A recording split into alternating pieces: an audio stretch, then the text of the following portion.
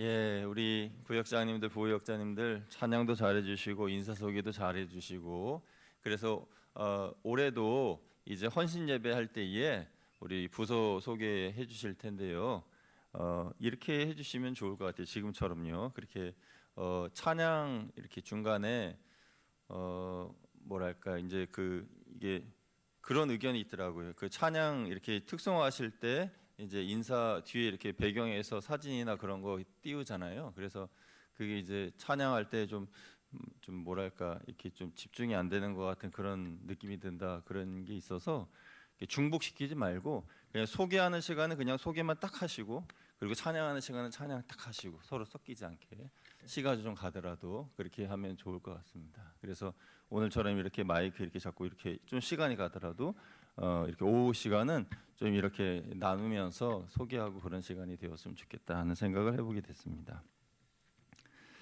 오늘 그 구역 리더 헌신 예배를 드리면서 제가 우리 성도님들에게 질문을 하나 드리겠습니다. 여러분 어떤 그 구역장님이 리더십이 훌륭한 구역장님일까요? 어떤 구역장님이 정말 뛰어난 능력 있는 리더일까요? 말씀을 아주 기가 막히게 잘 전하는 구역장님일까요? 아니면 찬양 인도를 잘 하시는 분일까요? 아니면 유머러스 하셔가지고 그 모임을 굉장히 재미있게 이 분위기를 이끌어가는 구역장님일까요? 아니면 기도의 이 은사와 능력이 있어서 그냥 기도의 여종, 기도의 남종, 기도하면서 이렇게 하나로 이렇게 이끌어가는 그런 영적인 파워가 있는 리더일까요? 어떤 리더가 하나님께서 기뻐하시고 또 뛰어난 리더십을 가진 구역장님일까요?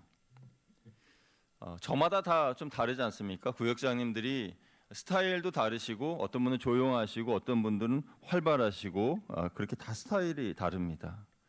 성경 지식도 우리 구역장님들 중에서는 정말 깊이 있게 이해하시는 분이 있고 그렇다 그래서 없다는 뜻은 아니고 그 깊이 있는 분에 비해서는 좀 덜 지식을 가지고 계신 분도 계실 수 있겠죠. 어떤 분은 청산유수고 어떤 분은 말을 더듬을 수도 있고 뭐 그럴 수도 있습니다. 다 다릅니다.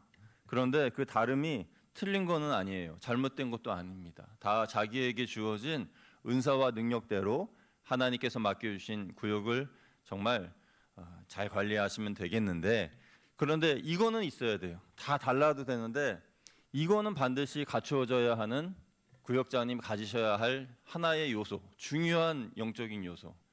그것이 뭘까요? 그것은 바로 오늘 바울의 이 빌레몬을 향한 이 칭찬이기도 한 평안입니다. 평안. 오늘 7절 말씀을 보면 사도 바울이 빌레몬에게 이렇게 최고의 찬사를 던지죠. 우리 7절 같이 한번 읽어보겠습니다. 시작. 형제여 성도들의 마음이 너로 말미암아 평안함을 얻었으니 내가 너의 사랑으로 많은 기쁨과 위로를 받았노라. 아멘. 저는 이 사도 바울의 칭찬이 우리 성도님들뿐만 아니라 우리 특별히 구역장님들에게 하나님이 주시는 칭찬이 되기를 주님의 이름으로 축복합니다. 형제여 성도들의 마음이 너로 말미암아 평안함을 얻었으니 와 이거 얼마나 진짜 좋은 칭찬입니까? 성도들이 너로 말미암아 평안함을 얻었으니 구역원들이 구역장님으로 말미암아 평안함을 얻었으니 이게 바로 리더십 아닐까요? 여러분 빌레몬은 어떤 사람입니까? 빌레몬은요 1세기경에 골로새 지역에 살았던 아주 부자였습니다. 재산이 많은 부유한 재산가였는데 그런데 그는 자신의 집을 교회로 내놓았습니다. 그때는 지금처럼 뭐 교회 건물을 짓고 이렇게 예배드리고 하는 그런 형편이 아니었기 때문에 성도들 중에서 누가 한 분이 집을 내놓거나 또는 다락방을 내놓거나 그러면은 그 처소가 예배의 처소가 되는 거죠. 그래서 이 빌레몬도 자신의 집을 예배의 처소로 삼아서 드렸어요. 여러분 이 빌레몬은 사도 바울을 만나서 복음을 듣고 회심한 사람이었습니다. 평신도입니다. 근데 이 빌레몬의 이름의 뜻은 사랑을 베푸는 자, 사랑을 베푸는 자예요. 사랑을 베푸는 자. 그러니까 참 이름이 좋죠. 사랑을 베푸는 자. 이 빌레몬은 이 사랑을 베푸는 사람이었습니다. 이름값을 톡톡히 했던 사람이죠. 여러분, 자신의 집을 교회로 드린다. 이것은요, 단순히 공간만 빌려주는 것이 아니라 자신의 재산이 몰수당할 수도 있고 또 사회적으로 매장당할 수도 있고 그리고 자신의 생명도 위협을 당할 수 있는 아주 정말 대단한 헌신이었습니다. 그런데 오늘 본문의 바울은 그런 것들로 인하여 빌레몬을 칭찬하는 것이 아니라 그가 사람들로 하여금 평안하게 만든다는 것에 대해 칭찬을 했어요. 이 7절이 말씀하는 평안, 사람들이 너로 말미암아 평안을 얻는다라는 이 말씀할 때 이 평안은 아나파우라는 단어인데요. 이 단어는 육체에 쉼을 줌과 동시에 마음에도 평안을 주는 것을 말합니다. 예를 들면 이런 거겠죠. 남성분들 다 군대 갔다 오셔서 잘 아실 겁니다. 군장을 하고 행군을 하는데 행군을 한참 하다가 이제 잠깐 쉬는 시간이 주어진 거예요. 전체 멈춰! 이래서 탁 멈추고 군장을 내려! 등에 기대서 쉬어! 딱 이렇게 쉬고 있어요. 그런데 동네 주민들이 보니까 다 내 아들 같은 거예요. 그래가지고 누군가 구멍가게 가서 이제 아이스크림을 다 사가지고 와가지고 쫙 이렇게 나눠줬어요. 그러니까 군인들이 이렇게 다 이렇게 배낭에 등을 기대고 쉬면서 그 하드를 이렇게 먹으면서 쉰다고 생각을 해보세요. 그러면은 야, 쉬는 것도 꿀맛인데 거기에다 이 아이스크림까지, 야, 그러면은 그 마음의 위로가 될까요, 안 될까요? 우리 아들은 군대 갔다 온 지 한참 돼가지고 우리 집하고는 상관이 없으니까 하고 이제 쳐다보시는 얼마나 마음이 평안하고 좋겠어요. 또 이렇게 생각할 수도 있어요. 오아시스를 찾지 못해서 헤매는 그런 어떤 사람이 있다고 생각해 볼게요. 막 길을 막 헤매고 있어요. 사막에서. 그런데 가다가 이제 오아시스를 찾게 됐어요. 그래가지고 와, 거기에서 이제 나무 그늘이 있는 오아시스에서 물도 마시고 그늘에서도 쉬고 그렇게 힘을 얻는다라고 생각하면 얼마나 좋겠어요. 그런데 이 평안이라고 하는 이 단어가 바로 그런 뜻이라는 겁니다. 누군가의 그늘 밑에서 쉬고 또 그가 베푸는 그런 선행과 또 그의 사랑을 받으면서 마음도 쉬고 몸도 쉬고. 여러분, 이 당시 초대교회는 어떤 상황이었습니까? 초대교회는 그야말로 예수 믿는 것이 들통나면 잡혀가고 생명의 위협을 당하고, 그래서 예수님을 믿는다고 그러면 사회적으로 매장당하고 또 가정에서 쫓겨나기도 하고 그런 지경이었죠. 그러니까 그야말로 치열한 영적 전투를 벌이는 그런 믿음의 생활들이었던 것이죠. 그런데 그렇게 살던 사람들이 이제 구역 예배로 모인 거예요. 빌레몬 구역장님 집에서 이제 다 같이 구역 식구들이 모인 겁니다. 뭐 몇 명이나 됐겠습니까?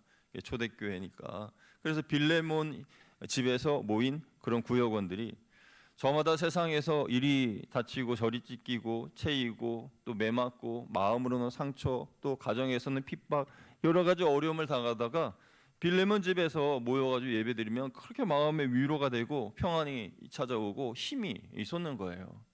그래가지고 구역장님을 딱 보면은 그냥 보자마자 눈물이 나요. 집에 딱 들어갈 때 빌레몬이 형제요, 자매요, 어서 오세요 하고 이렇게 맞아주면 그 얼굴만 딱 봐도 그냥 눈에서 눈물이 주르륵 흐르는 거죠.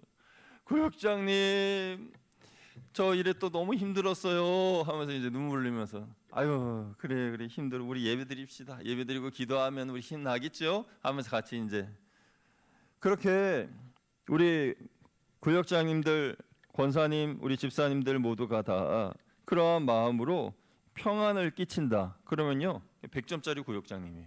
다른 어떤 달란트나 재능 없으셔도 됩니다. 뭐 구역장님이 예를 들어 음치셔가지고 찬양을 하는데 자꾸 음이 틀려가지고 노래를 찬양을 부르는데 자꾸 뭐 좀 산으로 가요. 그래도 상관없어요. 그 마음에 평안을 끼칠 수 있으면 됩니다. 그래서 그 평안으로 인해서 그 구역 모임이 행복하고 기쁘면 그것으로 100점인 거예요. 여러분, 빌레몬이 이렇게 좋은 구역장님이 된 것이 그냥 거저된 것은 아닐 겁니다. 여러분, 사람이 단지 좋게 웃어준다고 해가지고 평안이 유지되는 게 아니에요. 빌레몬은 빌레몬으로서의 값을 지불한 겁니다.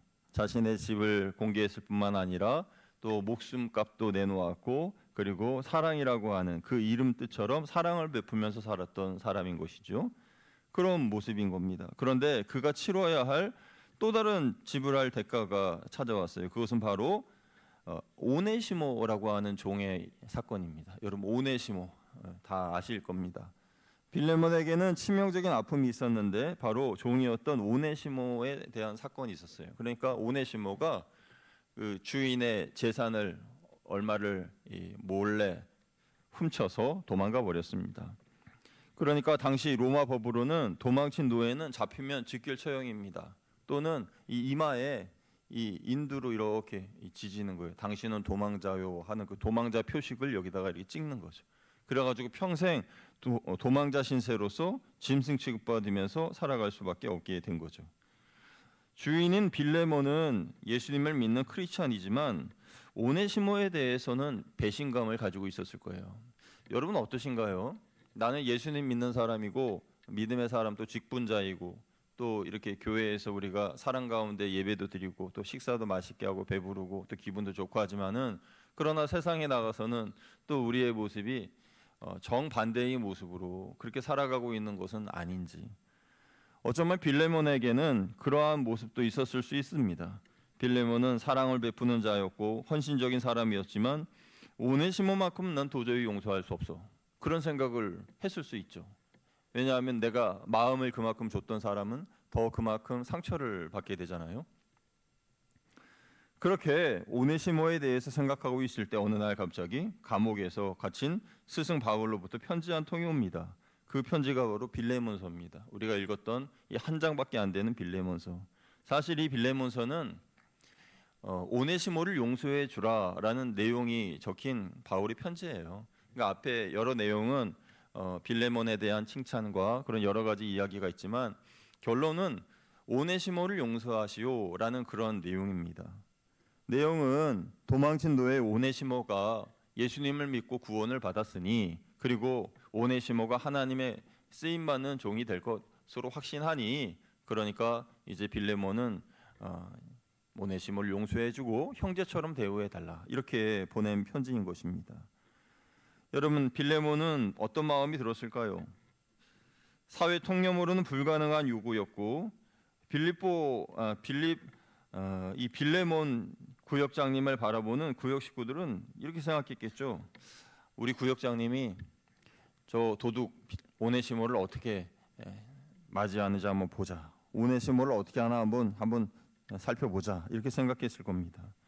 만약에 빌레몬이 오네시모를 처벌하면은 정의는 바로 세워지지만 구역의 사랑과 평화는 깨지겠죠. 반대로 그냥 덮어주자니 자기 자존심이 상하고 손해가 막심합니다. 여기서 빌레몬은 위대한 선택을 합니다. 그는 오네시모를 징계할 그런 권리를 내려놓습니다. 또한 그에게 분노를 쏟을 감정도 포기합니다. 그가 오네시모를 붙잡아서 벌을 내린다고 해서 뭐라 그럴 사람 아무도 없습니다. 그런데 그렇게 하지 않았습니다. 그리고 오네시모에게 막 화를 쏟아부을 수도 있었습니다. 따귀를 때릴 수도 있었습니다. 매를 들 수도 있었습니다. 그러나 그렇게 하지 않았습니다. 바울의 말처럼 그냥 용서해 주었습니다. 전승에 의하면 훗날 오네시모는 에베소 교회의 감독이 되어서 위대한 지도자로 쓰임받게 되고, 그리고 주 95년에 도미티아누스 황제의 박해로 순교했다라고 기록하고 있습니다. 그러니까 빌레몬의 용서로 오네시모가 에베소 교회의 감독이 되고 순교자가 된 거예요. 구역장 여러분, 구역을 이끌다 보면은 오네시모 같은 구역원을 만날 수 있습니다. 내 말을 정말 안 듣는 사람 만날 수 있죠. 뒤에서 내 험담을 하는 사람 만날 수 있습니다. 묘하게 분위기를 흐리는 사람들을 만날 수도 있습니다. 그때마다 구역장님 이 마음속에 막 전쟁이 일어나는 거예요. 아 진짜 한마디 할까? 막 그런 생각이 들기도 하고, 아 진짜 내 언제까지 참아야 되지? 막 그런 생각이 들 수도 있겠죠.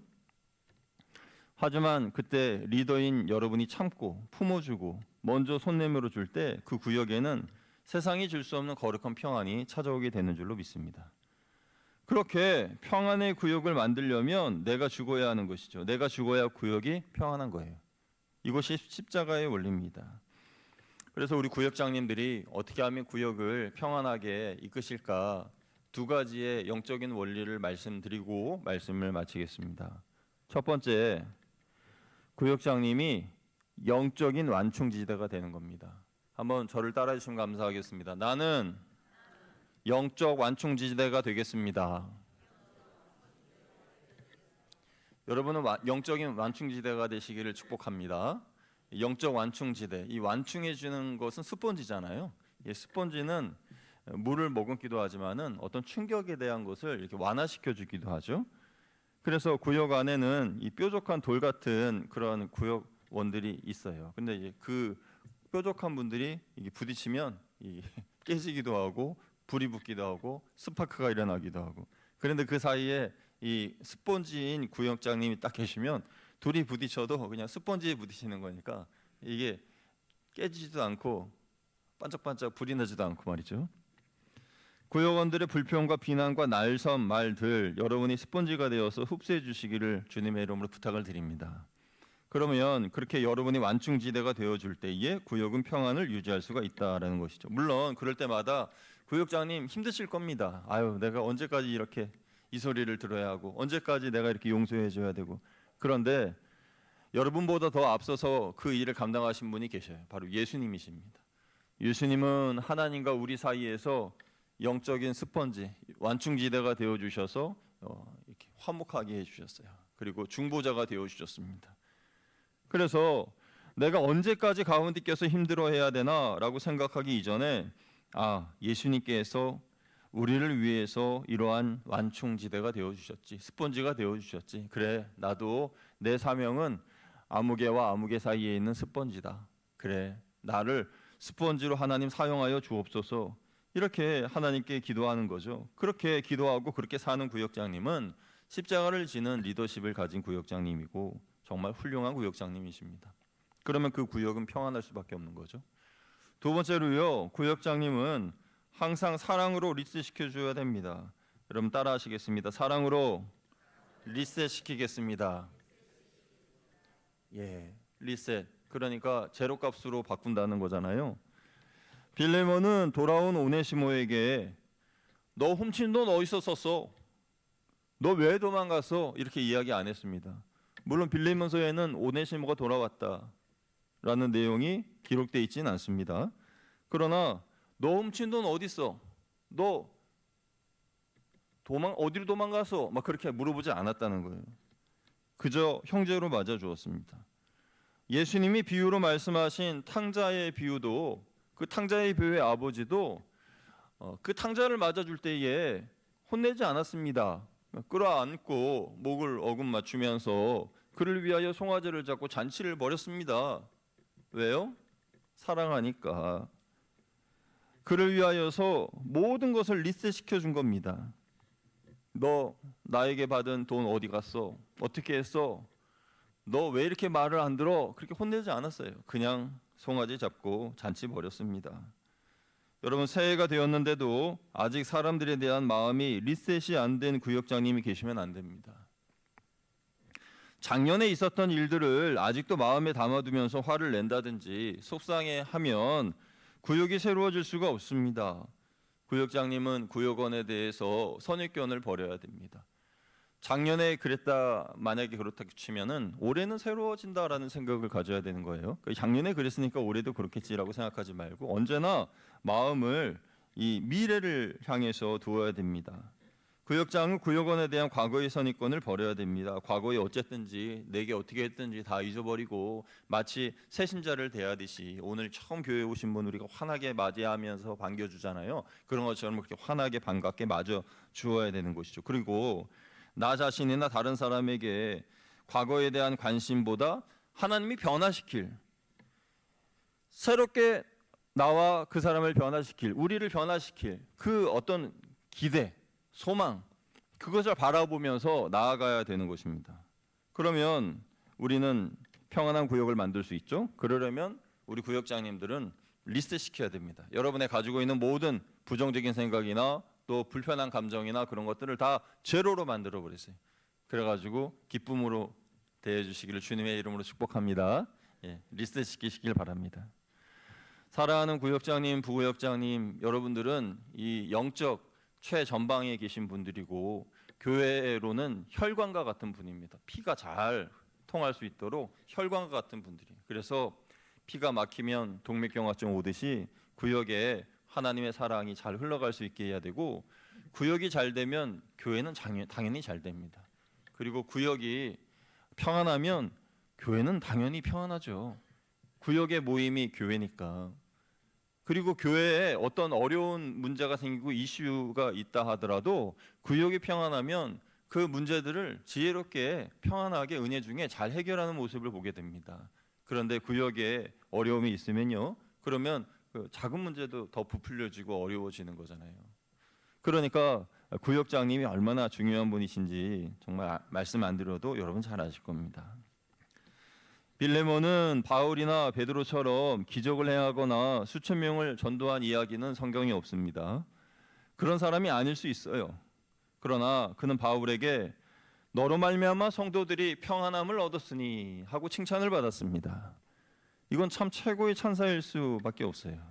그렇게 그는 자신의 종 오네시모를 형제로 품어서 초대교회 거목으로 키워냈습니다.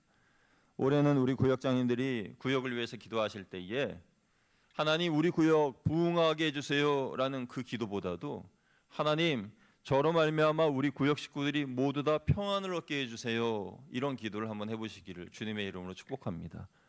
그래서 평안을 얻게 해주세요. 그리고 구역장님이 아니더라도 하나님 저로 인하여서 우리 가정이 평안하게 해주세요.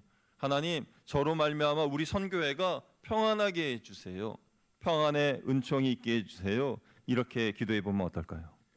여러분의 섬김과 눈물, 그리고 오네시모와 같은 구역원을 품어내는 그 인내를 통해서 우리 교회의 모든 구역에 쉼과 회복이 그리고 평안이 넘쳐나길 주님의 이름으로 축복합니다. 함께 기도하겠습니다. 하나님 감사합니다. 우리 구역에